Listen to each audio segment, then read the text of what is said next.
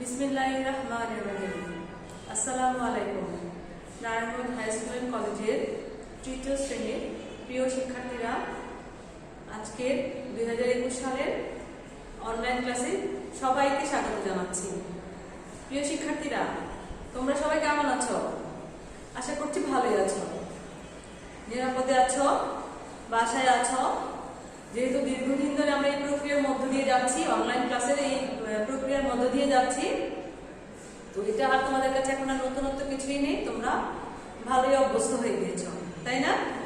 যাই হোক, তো আজকে তোমাদের এই 2021 সালে যেই শুরু থেকে এখন পর্যন্ত তোমরা বেশ কিছু ক্লাস পেয়ে গিয়েছো। তো আজকের টপিক হচ্ছে তোমাদের গণিত বইয়ের, প্রাথমিক গণিত বইয়ের 40 পৃষ্ঠার খালি ঘর পূরণ। এটা তোমাদের নতুন, তোমরা অন্যান্য যোগ বিয়োগ গুণভাগের সাথে তোমরা আগে পরিচিত হয়ে গিয়েছো। তো এই আজকের এই টপিকটা হচ্ছে তোমাদের জন্য একটা নতুন আইটেম।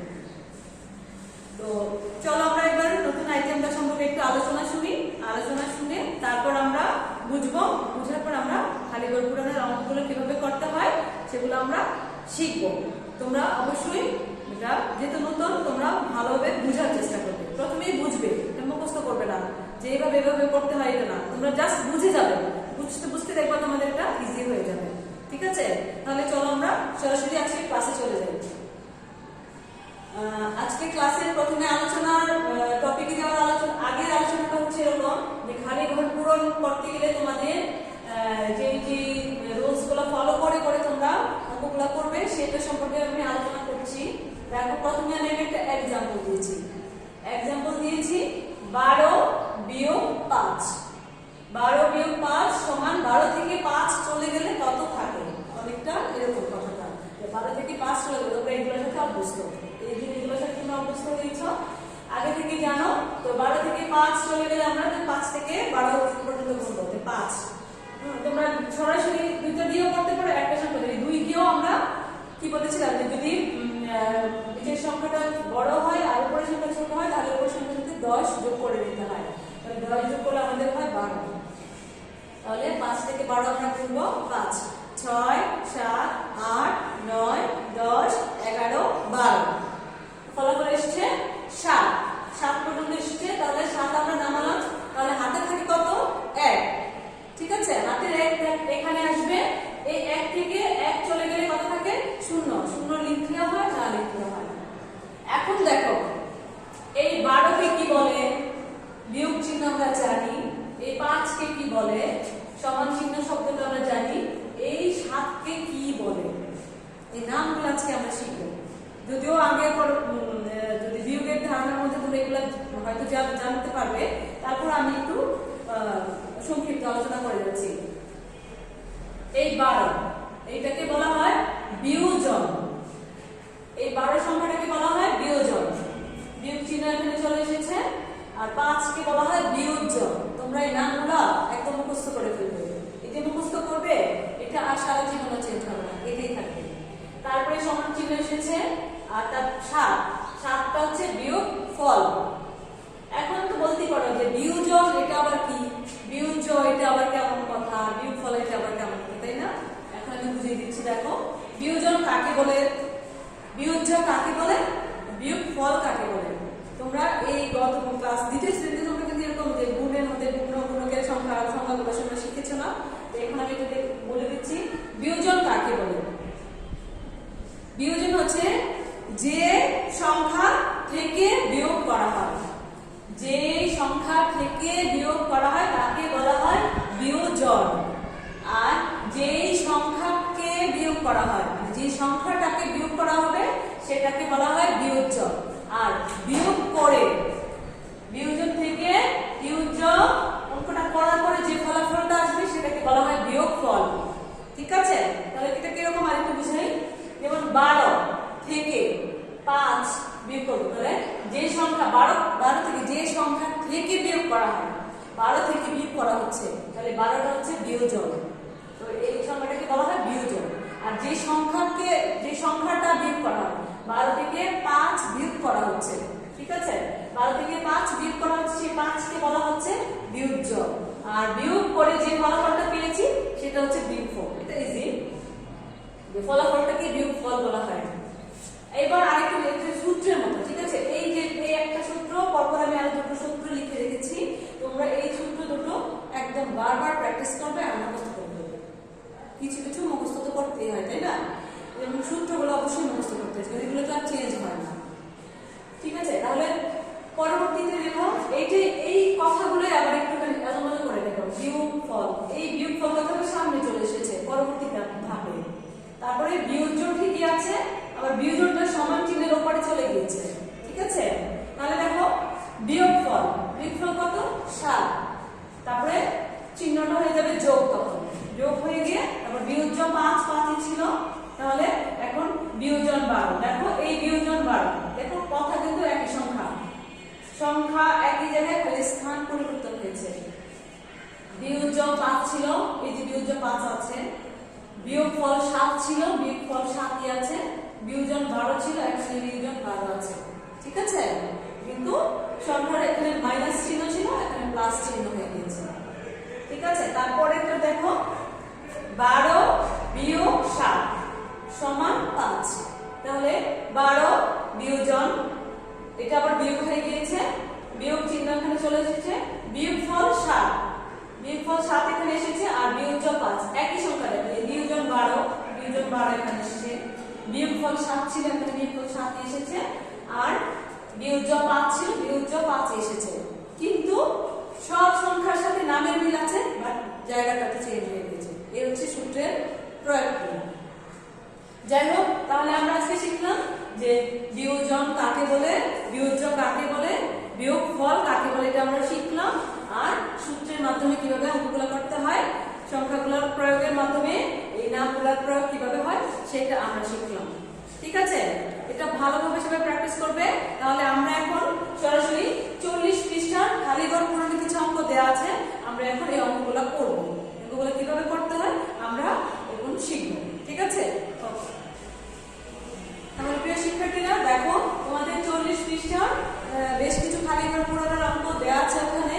আমি এখান থেকে কিছু অঙ্ক তোমাদেরকে বুঝিয়ে দেব, তোমরা নিয়ম শিখলে এই আদলে তোমরা তোমাদের যত খুশি অঙ্ক তোমরা বানিয়ে বানিয়ে করতে পারবে। বইয়ের অঙ্ক তো পারবেই, পাশাপাশি তোমরা নিজেদের প্র্যাকটিসের জন্য নিজের অঙ্ক তৈরি করে করতে পারবে, ঠিক আছে? তাহলে আমরা প্রথম অঙ্ক একটা তুলে রেখেছি। আমি যেহেতু নাম্বারিং করবে, তোমাদের বইগুলোতে 1, 2, 3 নাম্বারের পরে নাম্বারিং নাই, সেহেতু তোমরা সংখ্যা মিলিয়ে মিলিয়ে তোমরা নিয়ম শিখো। নিয়ম শিখলে তোমরা বইয়ের সব অঙ্ক করে তারপরে এক্সট্রা অঙ্ক তোমরা করতে পারবে। তাহলে প্রথমে অঙ্কটা প্রথমে বুঝবে, মনোযোগ দিয়ে বুঝবে। 34 বিয়োগ 8 সমান, এই যে খালি ঘর, মানে একটা খালি ঘর দেওয়া আছে, সেটা খালি, ঠিক আছে? খালি ঘরটাকে আমরা পূরণ করব। অঙ্কের সমাধানের মাধ্যমে আমরা অঙ্কটা এই খালি ঘর পূরণের মধ্যে পূরণ করব। কি আসবে সেই সংখ্যাটা কি, ঠিক আছে? বিয়োগ চিহ্ন দেওয়া আছে এখানে, ঠিক আছে? যেহেতু খালি ঘরটা একটা পাশে চলে গিয়েছে, সমান চিহ্নের ডান পাশে হচ্ছে খালি ঘর আর বাম পাশে হচ্ছে তোমার অঙ্কের সংখ্যাগুলো দেওয়া আছে। তাহলে আমরা সমান চিহ্ন যদি মাঝখানে থেকে যায়, তাহলে আমরা শুরু করব বা কথাটা দিয়ে, ঠিক আছে? এখানে যদি সমান চিহ্ন দাও তাহলে সেটা হবে না, এখানে সমান চিহ্ন হবে না, পরপর দুটো সমান চিহ্ন একটা অঙ্কতে হয় না, ঠিক আছে? তাহলে এখন আমরা কি শিখলাম, যে এখানে বা দিয়ে আমাদেরকে শুরু করতে হবে, এটা কমা দিব, ঠিক আছে? এই হচ্ছে প্রথম ধাপ। তাহলে আমরা যেহেতু অঙ্কটা এই অঙ্কটা আছে টোটালি তোমাদের সাজানো আছে, এটাকে নতুন করে সাজাতে হবে। তাহলে আমরা এখন সরাসরি অঙ্কটা করে ফেলব। 8 থেকে আমরা 4 বিয়োগ করব, ঠিক আছে? 8 থেকে 4 বিয়োগ করলে কত হবে? 8 থেকে 4 বিয়োগ করি আমরা, তাহলে 8 থেকে 4 কি যাবে? যাবে না, তো 4 থেকে তো আর মাইনাস হয় না, তাহলে 4 কে কত ধরতে হবে? 4 কে ধরতে হবে 10 থেকে সংখ্যা যখন চলে যাবে তখনই আমাদের 0 থাকলে 10 ধরবো, 1 থাকলে 11 ধরবো, 2 থাকলে 12, 3, 13, 4, 14 এরকম করে আমরা গুণে গুণে যাবো, ঠিক আছে? তাহলে 10 প্লাস হয়ে যাবে। তাহলে 10 যদি 4 সাথে প্লাস হয় তাহলে কত হবে? 14। তাহলে 14 যদি প্লাস হয় তাহলে 8 আছে, 14 হবে, কত হবে? ঠিক আছে? তাহলে 8 থেকে 14 করে আমরা গুণে যাই, 8, 9, 10, 11, 12, 13, 14। কত আসলো? 1, 2, 3, 4, 5, 6। তাহলে 8 আছে, 14 হবে, 6 হলো। আমরা এটা নিচেই লিখব,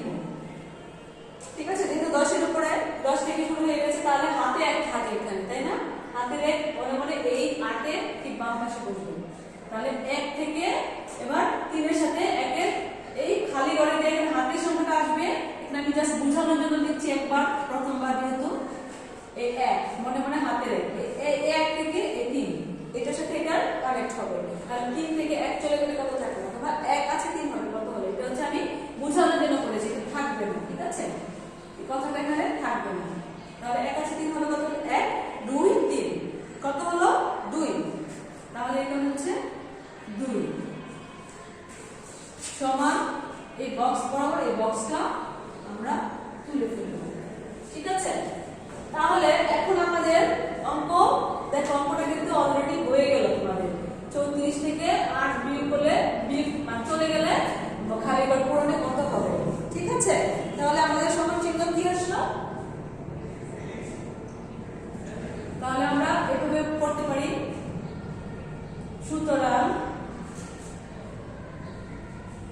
34 বিয়োগ 8 সমান খালি ঘরে আছে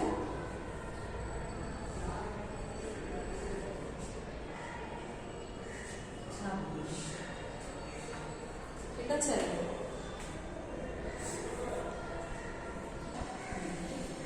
তাহলে আমরা কি করলাম? 34 যেহেতু এটা সাজানো আছে আমাদের বক্সটা, আমরা এই পাশে আনলেও আমাদের অঙ্কটা হয়, এবার সরাসরি করলে অঙ্কটা হয়ে যায়। তাহলে 34 থেকে 8 চলে গেলে হয় 26। তাহলে 34 বিয়োগ 8 এর খালি ঘর পূরণে কত মানটা আসে সেই মানটা আমরা লিখলাম। যে অঙ্কটা করার পরে আমরা প্রথম লাইনটা আবার তুলবো, ঠিক আছে? সুতরাং চিহ্ন দিব একটুখানি ডার্ক করে দিলে বোঝা যায়। তাহলে 34 বিয়োগ 8 খালি ঘর পূরণে আমরা মানটা পেয়েছি কত? 26। এই বক্সের মানটা হচ্ছে 26, ঠিক আছে? খালি ঘর পূরণের মানটা পেয়েছি আমরা 26, ঠিক আছে? এবার আমরা পরবর্তী অঙ্কটা দেখি।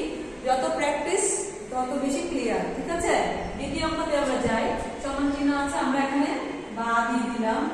বা দেওয়ার পরে কি হলো? এখানে আছে হচ্ছে কি, এখানে 65 বিয়োগ খালি ঘর সমান 40। এই বক্সে খালি ঘর পূরণের মধ্যে কি হবে, বক্সে কি সংখ্যাটা আসবে আমাদের সেটা বের করতে হবে, ঠিক আছে? যেহেতু আমাদের বের করতে হবে, তাহলে আমরা কি করি? আমরা দেখো এই 65 লিখে ফেললাম। এখন শিক্ষার যে টপিকটা হচ্ছে, শিক্ষার যে মেইন থিমটা সেটা দেখো, সমান চিহ্নের যে কোনো সংখ্যার বাম পাশে যদি কোনো সংখ্যা চিহ্ন না দেওয়া থাকে সেটাকে যোগ ধরে নিতে হবে, ঠিক আছে? তাহলে 65 এর আগে কোনো চিহ্ন দেওয়া নাই, এটা হচ্ছে যোগ, ঠিক আছে?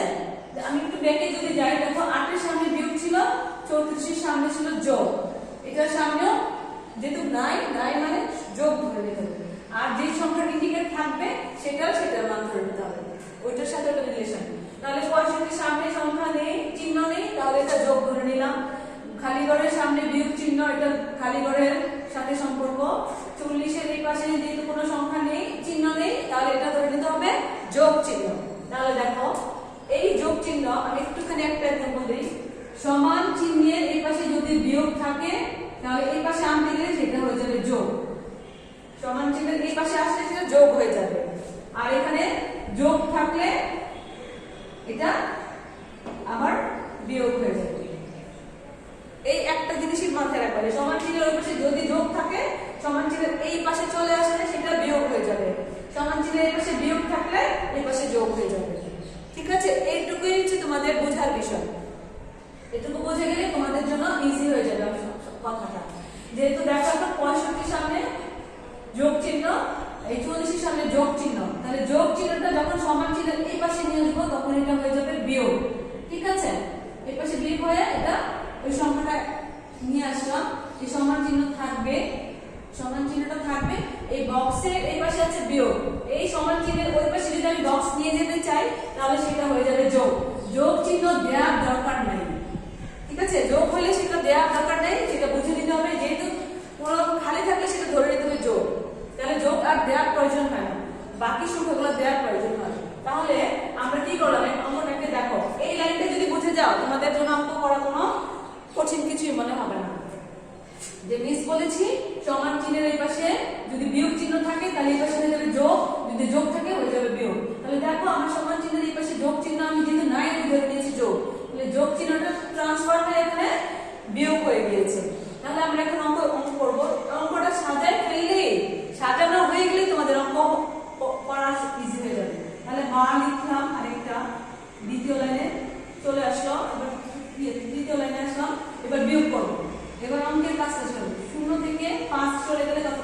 0 থেকে 5 চলে গেলে 5 থাকে। হাতে থাকে কিছু? থাকে না? থাকে না। তাহলে 4 আছে, 6 হবে কত হবে? ঠিক আছে, 4 আছে 6 হবে, তাহলে 4 থেকে 6 গুণি 4, 5, 6।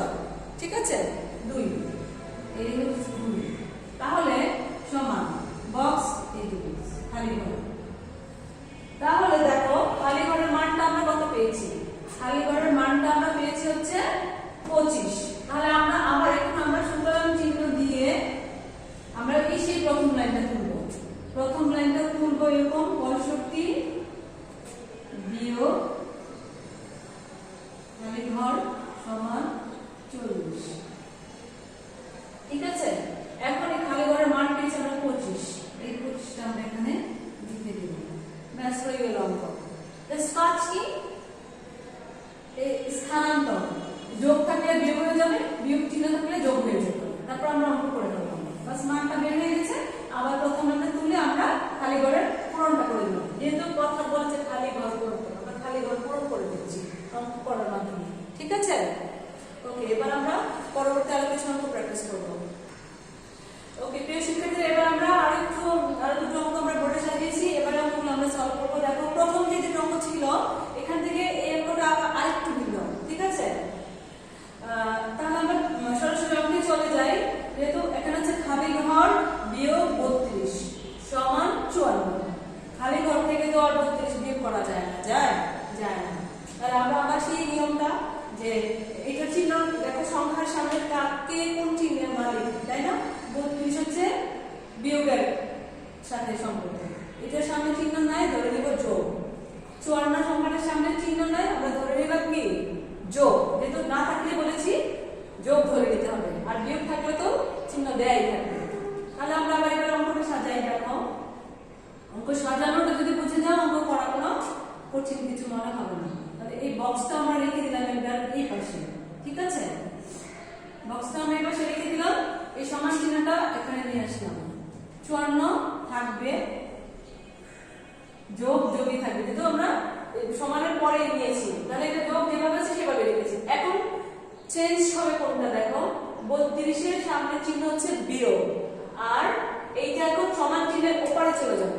ঠিক আছে, যেহেতু সমান চিহ্নের ওপারে চলে যাচ্ছে, তাহলে 32 এর সামনে বিয়োগ চিহ্নটা সমানের ওপারে চলে গেলে কি হয়ে যাবে? যোগ হয়ে যাবে। তাহলে আমরা যোগটা আগে চিহ্নটা বসাই ফেলবো, তারপর 32 লিখে ফেলবো। ঠিক আছে, তাহলে আমরা 32 লিখে ফেললাম। এবার দেখো আমরা এবার অঙ্কটা করে ফেলবো। এইটুকু সাজানো হলে তোমাদের অঙ্কটা অনেক কি আমি বারবার কথাটা এই জন্য বলছি, সাজানোটা তোমাদের ভালোভাবে শিখতে হবে। তাহলে আমরা এখন করবো কি? যোগ করবো। যোগ তো আর সহজ, তাই না? 4 এর সাথে 2 যোগ করলে কত হয়? 6, আর 3 আর 5 যোগ করলে কত হয়? 5, 6, 7, 8 হয়ে গেল 86। তাহলে খালি ঘর পূরণের মানটা বেড়ে যাচ্ছে 86। এখন আমরা সেই প্রথম লাইনটা আবার করব। তাহলে সুতরাং চিহ্ন দিয়ে আমরা কি করব? প্রথমে এই প্রথম লাইনটাই আবার করব। ঠিক আছে, তুললাম, তারপরে চিহ্ন হচ্ছে বিয়োগ দিলাম, 32 সমান চিহ্ন দিলাম, 54 ছিল, আমরা এখানে 54 লিখে ফেললাম।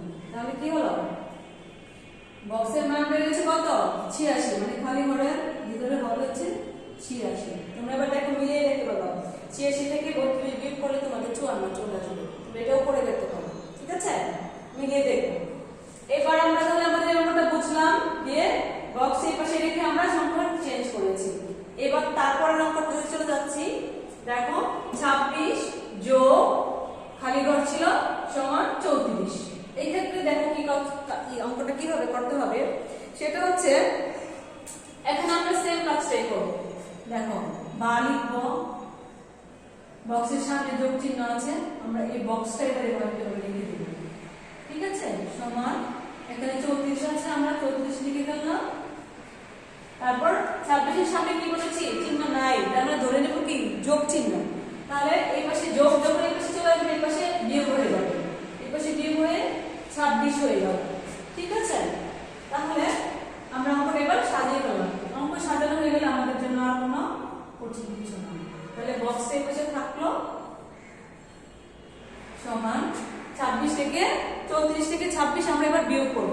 তাহলে 6 আছে 14 হবে কত হলে সরাসরি বলে দিচ্ছি যেহেতু 4 ছোট 6 বড় তাহলে 14 ধরতে হবে 6 আছে 14 হবে কত হলে 6 7 8 9 10 11 12 13 14 কত হলো 1 2 3 4 5 6 7 8 ঠিক আছে এটা হচ্ছে 8 হাতে আছে কিছু হাতে আছে 1 1 আর 2 যোগ করলে কত হয় 2 আর 1 মিলে হচ্ছে 3 3 থেকে 3 চলে গেলে থাকে কিছু কিছুই থাকে না তিনটা চকলেট আছে তিনটা চকলেটে চলে গেল রইল কি 0 0 তুমি শূন্য লিখলেও হবে না লিখলেও হবে তাহলে আমরা বক্সের মান পেলাম কত 8 তাহলে আমরা এবার প্রথমে একটা সাজাবো সুতরাং 26 যোগ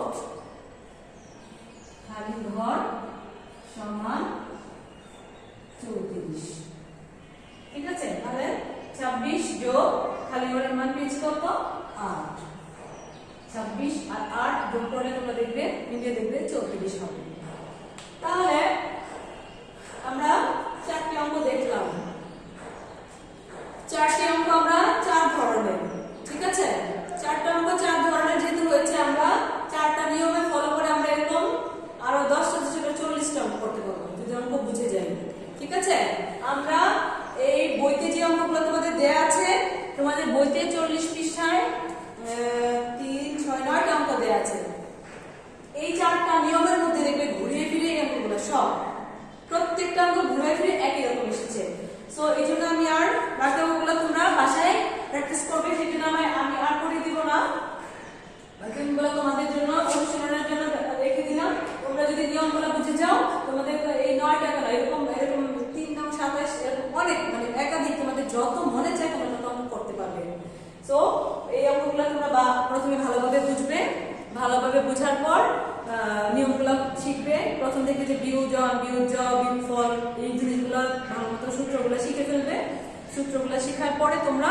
অঙ্কের প্রয়োগগুলো করবে আর এই খালি ঘর পূরণগুলো অনেকের কাছে একটু জটিল মনে হয় সো এটা একমাত্র ক্লিয়ার হবে একটাই উপায় প্র্যাকটিসটা বেশি করে করতে হবে ঠিক আছে নিয়মগুলো ফলো করে ভালোমতো প্র্যাকটিস করবে দেখবে তোমাদের কাছে এই অঙ্কগুলো অনেক সহজ হয়ে যাবে তো আজকে এই পর্যন্তই সবাই ভালো থাকবে সাবধানে থাকবে